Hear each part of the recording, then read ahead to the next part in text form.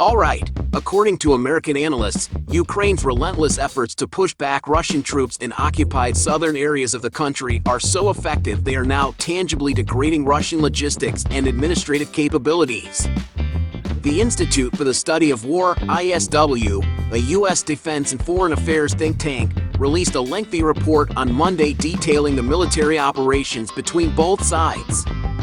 It is the latest in a series of analysis reports since Russian President Vladimir Putin invaded Ukraine back in February, sparking a bitter and bloody war. The report, which focused on the province of Kherson Oblast, described analysts' opinion that a war of attrition, where one side seeks to simply wear down its enemy, is well underway, with the Russians the worst off as a result.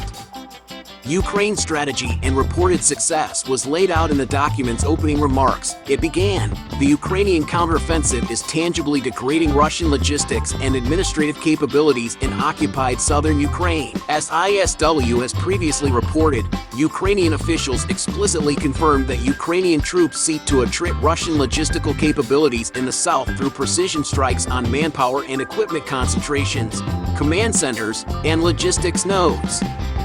Ukrainian forces intend to slowly chip away at both Russian tactical and operational level capabilities in Kherson Oblast, and in doing so will likely have significant impacts on the administrative and bureaucratic capabilities of occupation officials. The report went on to provide an example it suggested was evidence of the success of Ukraine's tactics, claiming that the Russian military chief in charge of the occupation had been forced to pause his plans to hold a referendum to try to ratify Russia's goal of annexation.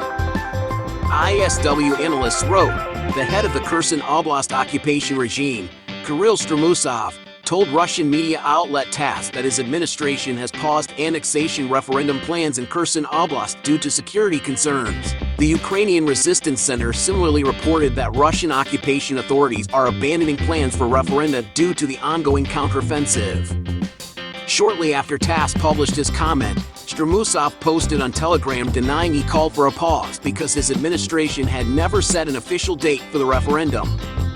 Both of Strumusov's statements indicate a high level of disorganization within occupation regimes that is likely being exacerbated by the effects of the counteroffensive. Hammering home the point, the report added, Ukrainian forces intend to slowly chip away at both Russian tactical and operational level capabilities in Kherson Oblast, and in doing so will likely have significant impacts on the administrative and bureaucratic capabilities of occupation officials. The American analysis suggested that Putin's claims that forces from the Donetsk People's Republic (DNR) and Luhansk People's Republic (LNR) were fighting better than professional Russian soldiers were likely designed to boost morale in those ranks and were intended to promote recruitment in the DNR and LNR. Because Russian forces have increasingly relied on DNR and LNR personnel as core fighting forces. ISW's hard-hitting report, apparently laying bare Russia's failings, comes as Ukrainian military officials claimed Moscow's death toll passed 50,000 on Tuesday. The New York Times also reported that Russia had resorted to buying artillery shells and rockets from North Korea state, as Western sanctions cut it off from global supply chains.